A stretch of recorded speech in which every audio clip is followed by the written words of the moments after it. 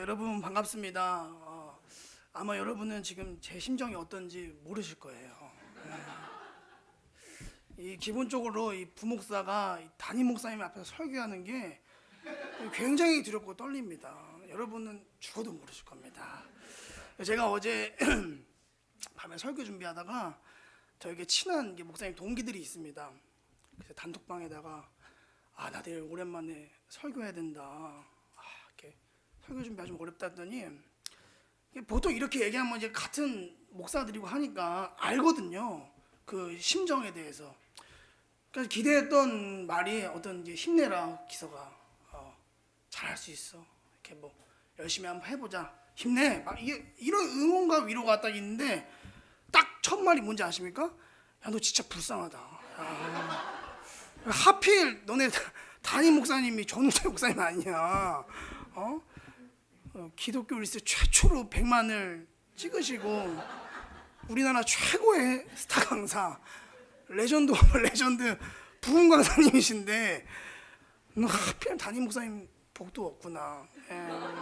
그런 레전드 앞에서 주일 설교를 해야 한다니 망했네. 잘 가라. 그냥 맥이더라고요. 짜증나더라고요.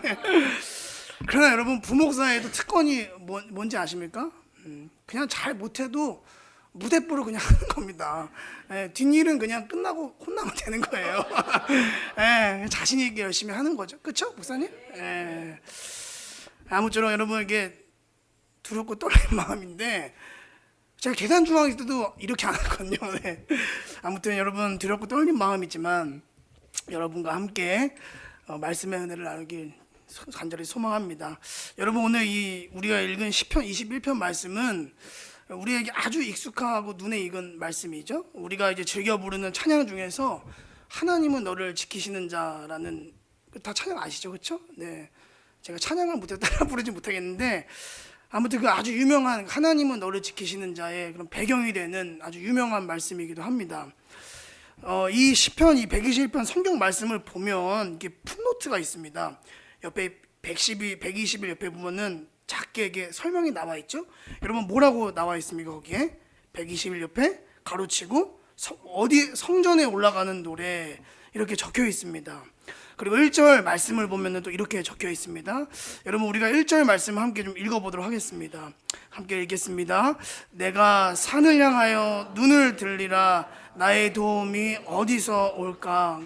그러니까 예상하기로는 이 시를 쓴 노래를 쓴 저자가 아마도 이 성전으로 가는 그 중에 보이는 산을 보면서 쓴 거일 수도 있고 아니면 성전이 있는 산을 보면서 쓴 거일 수도 있습니다. 아무튼 그렇다는 거죠. 여러분 이 사람이 어렵고 힘들 때면 어떻죠? 사람이 이렇게 좀 어렵고 힘든 일이 생기면은 어떤 반응이 나타납니까? 주변과 사람을 살펴보게 됩니다. 어떻게 하지? 누구에게 좀 도움을 청해보지? 무슨 방법이 없을까? 이리저리 막 주변과 사람을 살펴보기 시작합니다. 그런데 이제 여기저기 이제 주변과 사람과 또 상황들 그리고 지금 내가 가지고 있는 것들에 대해서 봤을 때 이건 도저히 도움을 얻을 수 없다. 도저히 도움을 얻을 수 없다고 생각했을 때 그제서야 어디를 바라보는 겁니까? 그제서야 눈을 들기 시작하는 겁니다.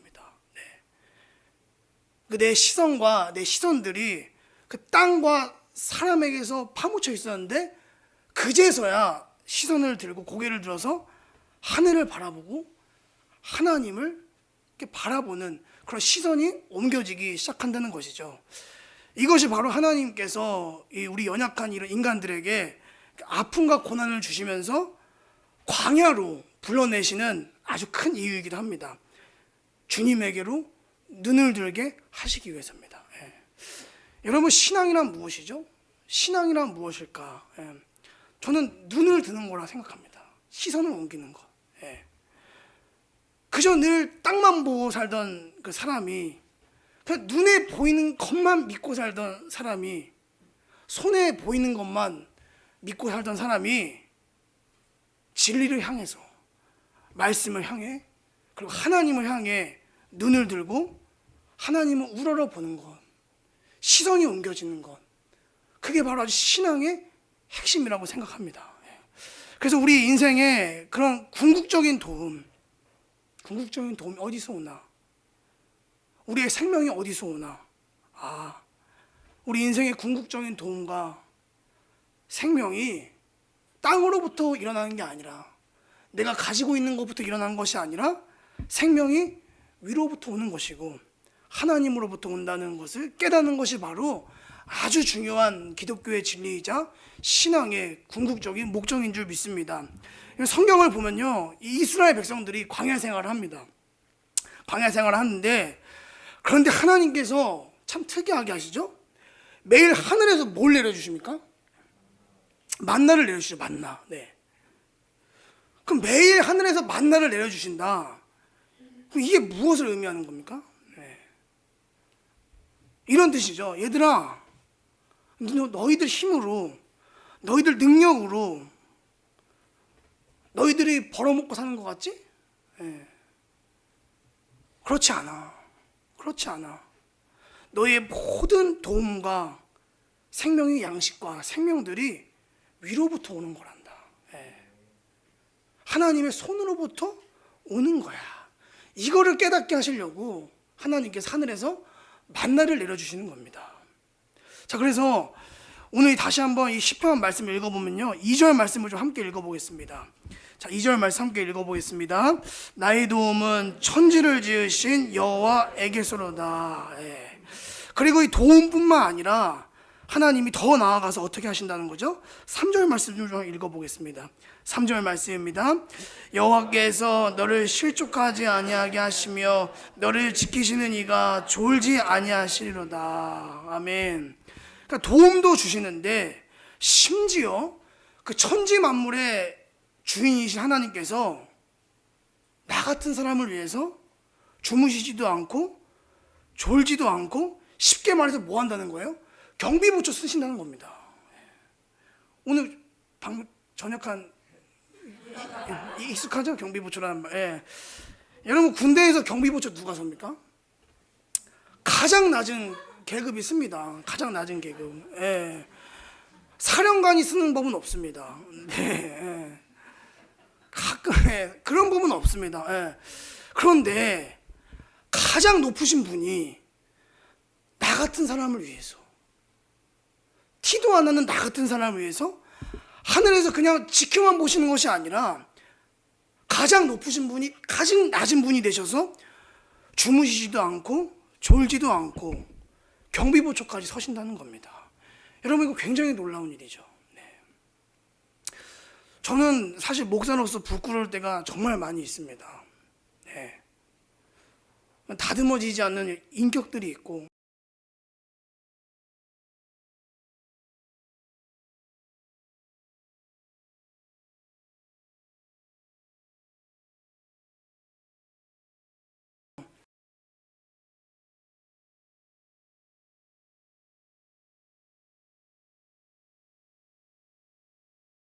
이 가족들이나 성도님들에게 부끄럽고 죄송할 때가 한두 번이 아님을 제가 많이 느낍니다. 근데 여러분, 언제 가장 부끄러운지 아십니까?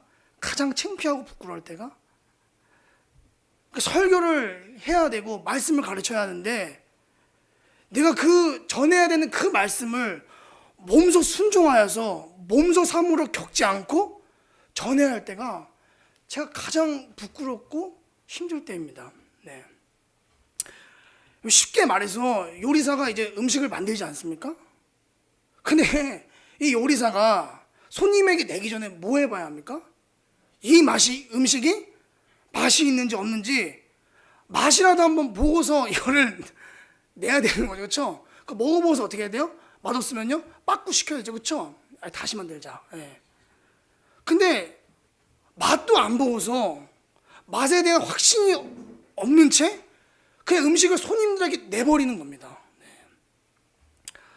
물론 이 말씀이란 게 워낙 양이 방대하고 또 평생에 걸쳐서 읽고 공부해도 부족한 게 맞지만, 그래도 적어도 내가 오늘 이 전해야 되는 이 말씀 한 그 구절만이라도 좀 순종하여서 몸소 삶으로 좀 체험하고 소화해내서 자신 있게, 여러분 하나님의 말씀 진리입니다. 여전히 오늘도 살아 있습니다. 이 말씀에 믿으십시오. 라고 하고 싶은 것이 제 바람입니다. 네. 근데 그렇지 않을 때가 많다는 거죠, 사실은요. 네. 오늘 읽은 이 시편 21편 말씀도 이 찬양을 제가 태어나서부터 지금까지 한두 번 부른 게 아니지 않습니까? 네. 찬양도 자주 부르고 아주 익숙한 말씀이고, 심지어 정말 어려움에 처한 제가 성도님들에게 신방하면서도 힘내세요, 힘내세요, 그걸 전했던 신방 말씀인데, 사실은 제 삶으로 직접 체험하고 소화해서 자신 있게 전하던 말씀은 아니었습니다. 네. 근데 왜 자신 없는지 아십니까? 사실 저도 목사이기 이전에 성도이기 때문에 저도 신앙이 있어서 눈을 들어 하늘을 보긴 했지만, 모든 도움이 주님에게서 온다는 것을 믿긴 했지만 솔직히 말하면 100%는 아니었습니다. 왜냐하면 사실 그냥 부목사하고 사역하고 가정 돌보고 그냥 살기에도 바빠 죽겠는데 어떻게 하늘만 쳐다보고 삽니까? 그냥 하늘만 보고 살았다가는 뒤처질 것 같고 돌에 걸려 넘어질 것 같은데, 그리고 하늘만 쳐다보지 않아도 그냥 웬만한 일들은 사실은 하늘 안 보고 주님 없이도 제 힘으로 해결할 수 있다고 생각했기 때문입니다. 하나님, 굳이 저까지 매일 도우시고 주무시지도 않으면서 경비보초에 서지 않으셔도 됩니다. 저 말고 지금 제가 담당하고 있는 우리 성도님들 좀 먼저 도와주세요. 제가 급한 게 아니라 이분들이 더 급합니다.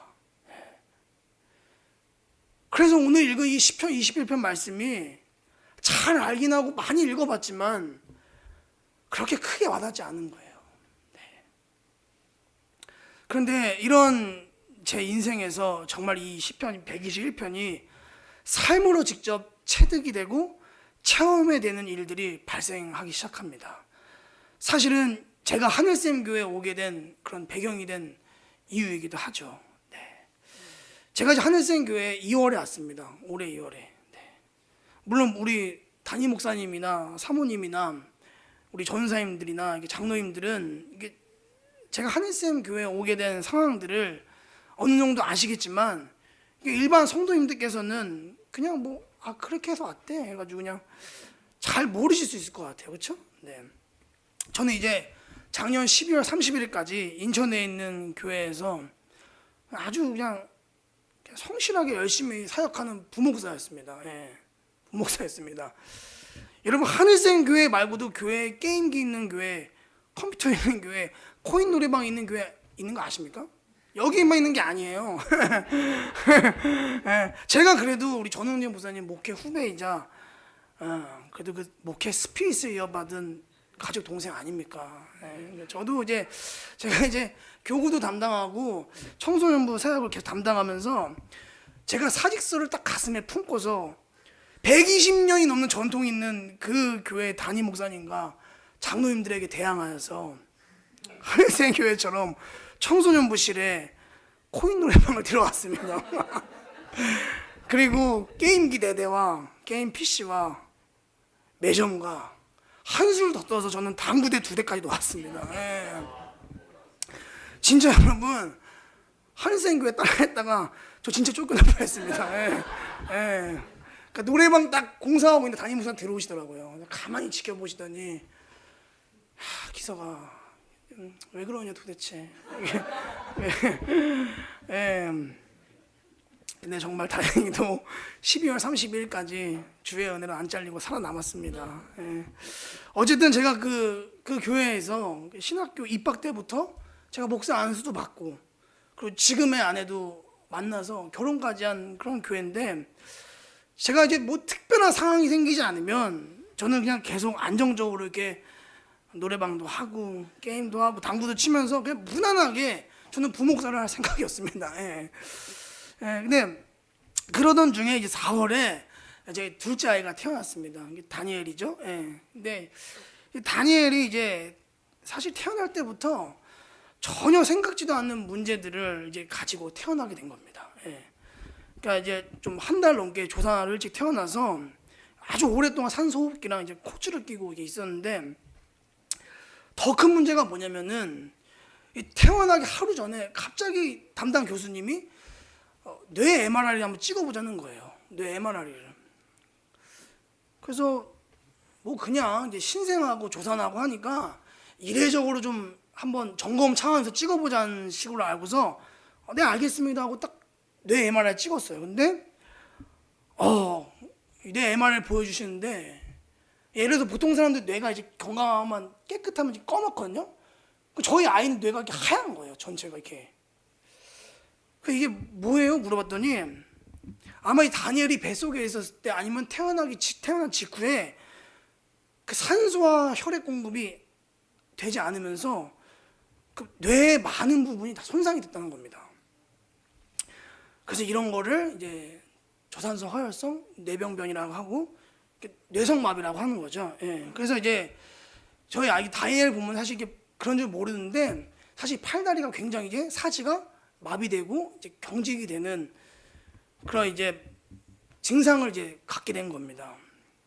그리고 결국 이제 재활로 회복이 안 되면은 여러 가지 이제 장애 증세를 가지고 살아가는 것이죠.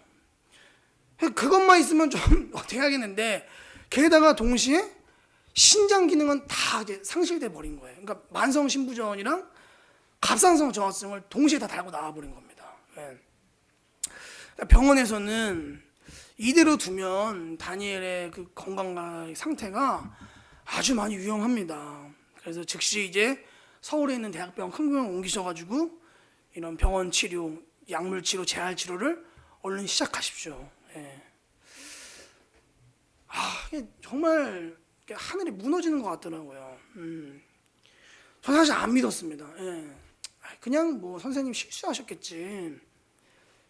왜냐하면 정말 TV에서만 보던 일 아니에요? 그렇죠? TV에서만 보던 일이고 어떤 기독교 TV나 어떤 말로만 듣던 그리고 정말 그 교인들 자녀에게서만 일어날 것 같던 그런 일들이 왜 하필 우리 애지?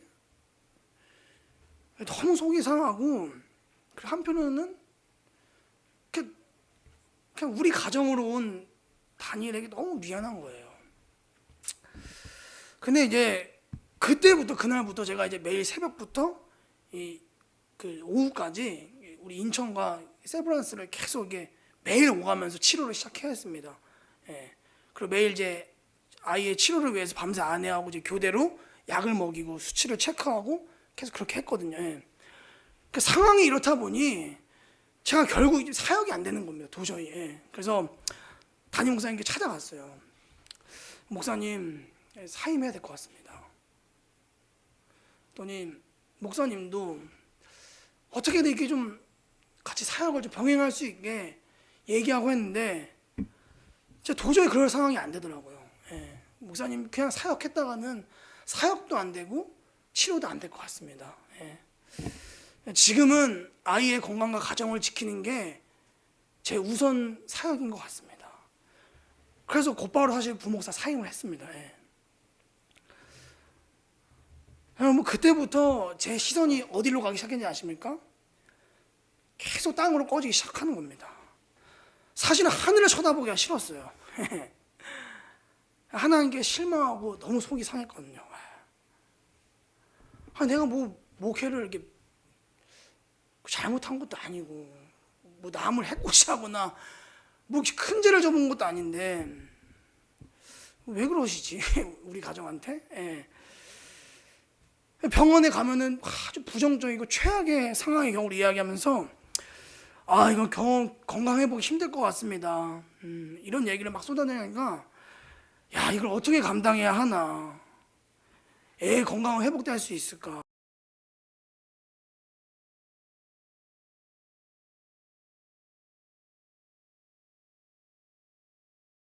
있을까? 그리고 사실 정말 현실적인 문제인 어떤 이런 치료 비용의 문제, 생활비 이런 건 다 어떻게 해야 되지? 사임을 해버렸는데, 네. 그래서 저와 아내가 그 병원에서 그냥 땅에 주저앉은 채 제 시선이 점점 하늘과 멀어지고 계속 땅으로 꺼지고 있었던 거죠. 예. 동시에 제 입술도 어떤 그 하나님과의 대화가 멈추게 되었습니다. 여러분, 저도 목사지만 이러한 현실 앞에서 때로는 그냥 한낱 믿음 없는 아주 연약한 인간 한 사람임을 제가 너무나 크게 깨달았습니다.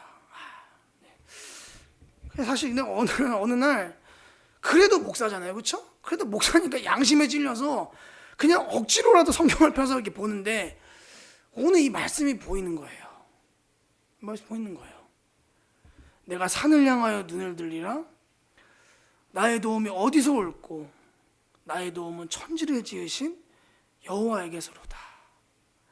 그러니까 마치 하나님께서 제게 어깨를 막 이렇게 어루만지고 주무르시면서 이렇게 말씀하시는 것 같았어요. 김 목사야, 너 많이 속상하지?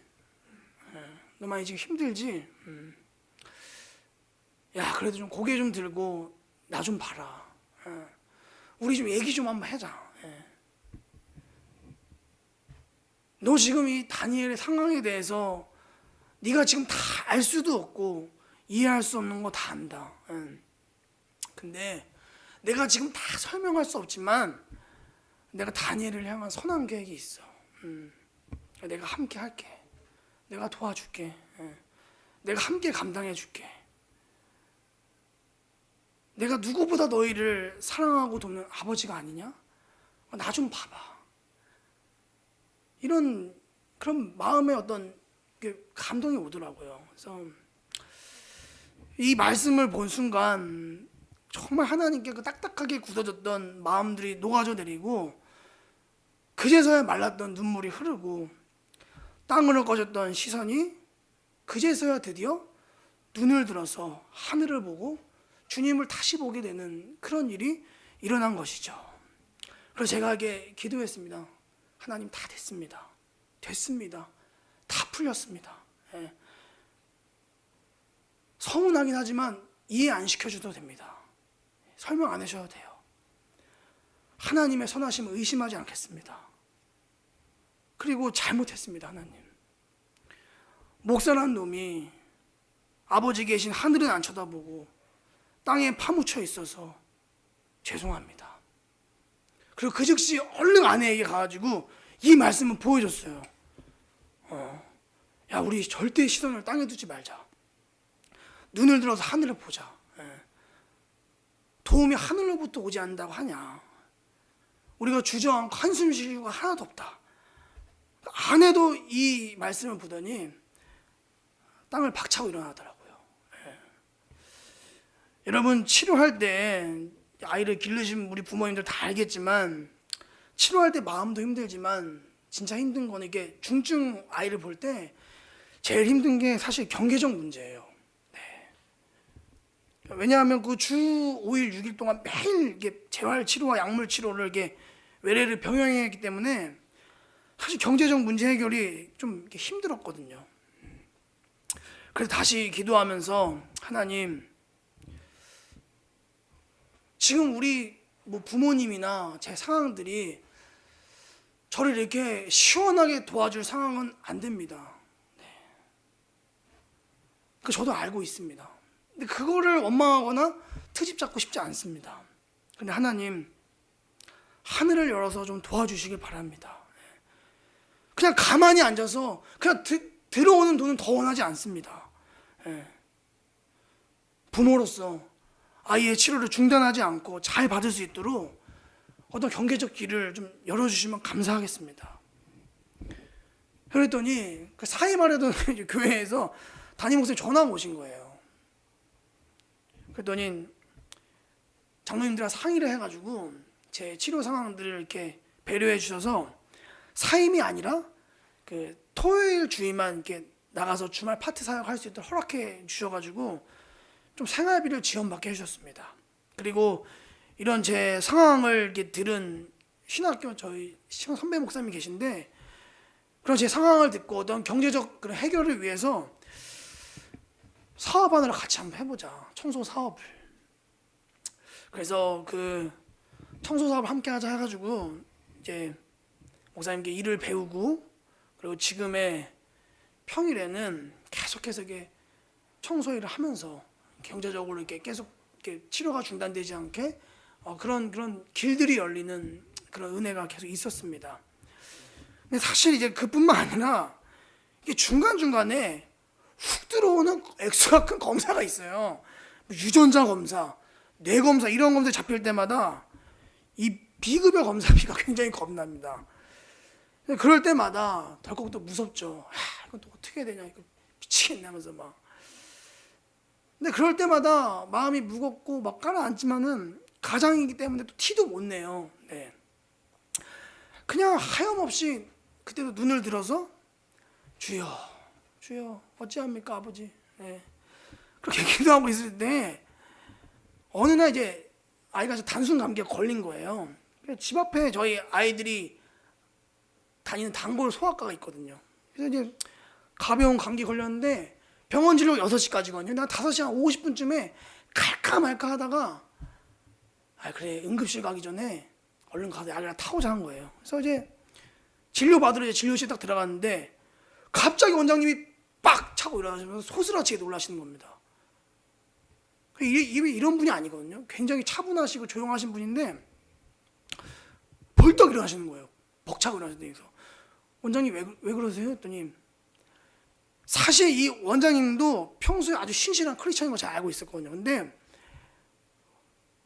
그 출근하기 전에 이제 몸을 단장하고 있는데 하나님께서 다니엘에게 그 치료를 위한 헌금을 하고 밤을 계속 주신다는 겁니다. 근데 오늘 저희 아이가 올지 안 올지 모르지 않습니까? 예약한 것도 아니고.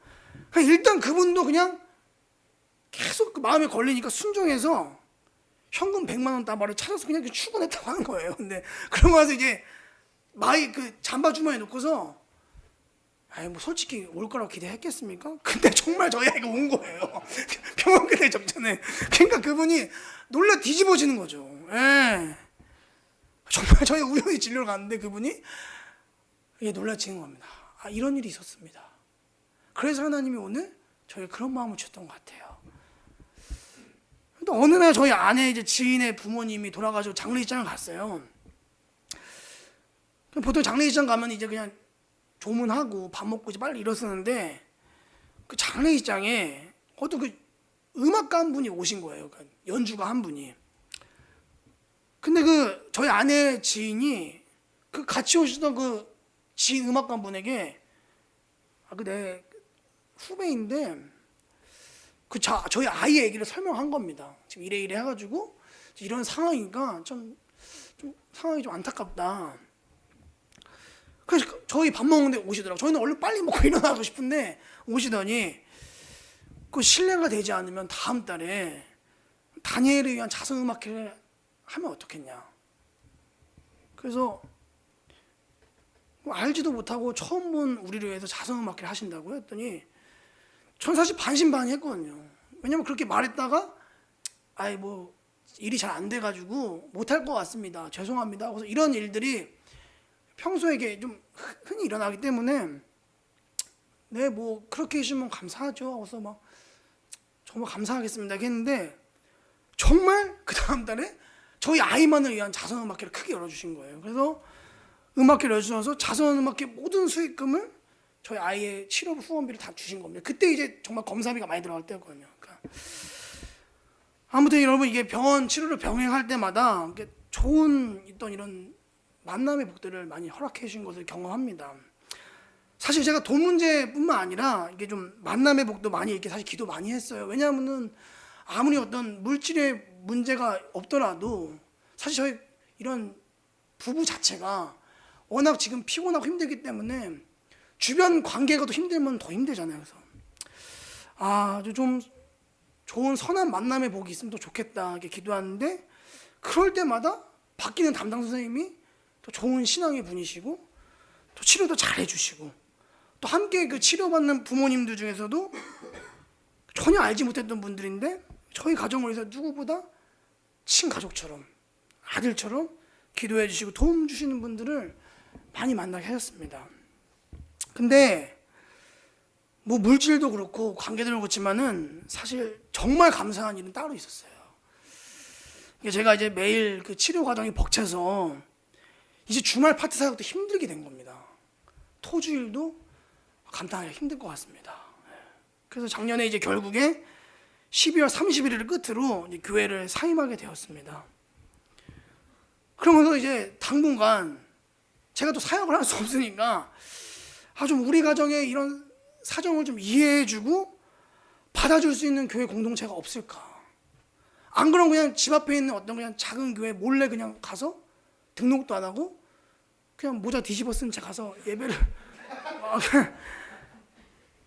이러면 좋은 교회 다니시는 거예요. 저는 그 생각까지 했었어요. 후드 뒤집어 쓰고 그런 교회 공동체가 어디 없을까? 근데 이제 아시다시피 주변 교회들은 이미 다 이제 제가 목사인 걸 알고 그러면 이제 다 소문이 나거든요.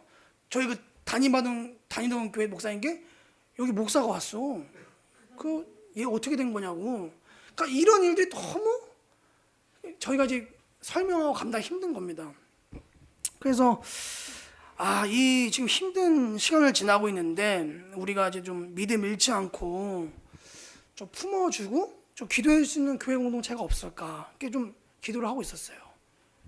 사실 경제적 문제보다 이 문제가 저에겐 더 중요했습니다. 왜냐? 물질보다 돈보다 더 중요한 게 믿음인데 막상 교회를 나오게 되니까 정말 모든 것을 다 잃은 것처럼 너무나 외롭고 힘든 거예요. 그런데 정말 감사하게도 하늘쌤 교회에서 갑작스럽게 그래도 저의 가정의 사정을 다 이해해 주시고 받아주셔서 지금 저희가 2달밖에 되지 않았지만 저희 기도대로 너무나 행복하게 하늘쌤 가족으로서 계속해서 저희 가정이 믿음을 지키게 해주셔서 신앙 공동체 안에 있게 해주셔서 얼마나 감사한지 모릅니다. 그래서 여러분 매주 올 때마다 정말 큰 사랑받고 위로받고 힘을 얻고 믿음을 지키면서 매주마다 오고 있습니다. 할렐루야.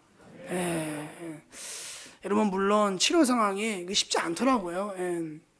그냥 감기처럼 약 한 번 먹으면 다음날 뿅 하고 나는 그런 병이 아니라 사실 언제까지 이렇게 병원을 다니면서 매일 치료받아야 할지 잘 모르겠습니다. 하루도 거르지 않고 치료를 받는데 사실 아무런 진전이 없어 보일 때가 많이 있어요. 그리고 여전히 넘어야 하는 여러 가지 문제들이 계속 생기기도 합니다. 그리고 앞으로 저의 목회 여정이 어떻게 흘러갈지 모르겠어요. 근데 이전에는요, 땅만 쳐다보고 있던 그때와는 상황이 다릅니다. 똑같이 어려운 시간이지만 저는 이제 눈을 들어서 이 시편 22편의 말씀을 보는 거죠. 내가 땅을 보지 않고 산을 향하여 눈을 들어 나의 도움의 근원이신 주님을 바라봅니다. 여러분 세상은 자꾸 우리의 시선이 땅으로 가라고 해요. 땅으로 가라 하죠. 사단도 계속 우리에게 하늘 봐서 뭐해? 뭐가 나와? 뭐가 떨어져? 그냥 땅만 보고 있어. 그런데 정말 믿음의 전원 버튼이 꺼지지 않고 우리의 시선이 정말 우리의 근원이신 주님을 향해 있다면 어느 때에 어떤 방법, 어떤 모습일지는 모르겠지만 분명한 건 우리 하늘 아버지께서 육체의 부모인 부모보다 더 소중하고 더 친밀하게 가장 선하신 길로 인도하시고 도우실 것이다. 저는 믿습니다. 그리고 그 힘으로 계속해서 한번 감당해 보려고 합니다. 그리고 이 하늘로 받은 이 은혜를 우리 가정 안에 매여 있지 않고 저희 가정도 하늘쌤 우리 가족들과 또 저희처럼 간절히 도움이 필요한 사람들에게 하나님의 그 도우심의 통로가 되어서 다른 사람들 살리고 저 기도해주고 품어주는 그런 목회자 가정이 될 수 있도록 그렇게 기도하고 있습니다. 사랑하는 우리 하늘샘 교회 성도 여러분들, 두서없이 전한 이야기였지만 들어주셔서 감사합니다. 여러분, 우리가 비록 이 땅에 몸을 두고 살지만 또 우리의 삶 가운데 여전히 이런 고난과 고통과 어려움들이 계속 일정하게 있을 거죠, 그렇죠? 네. 또 그때 사실 우리가 눈을 들어 봤을 때 사람도 주변도 내가 가지고 있는 것들에서 도저히 도움을 받을 수 없다 생각했을 때, 네 가진 게 뭐야? 도움이 어딨냐? 하나님이 어디 있어? 다 끝났어. 예. 이렇게 우리를 송사하고 우리를 확정지을 때마다 여러분, 이 음성이 느껴지고 들려지실 때 주저하지 마시고 오늘 우리가 읽은 시편 20편 말씀을 조용히 펴서 읽으십시오. 그리고 조용히 내가 산을 향하여 눈을 들리라.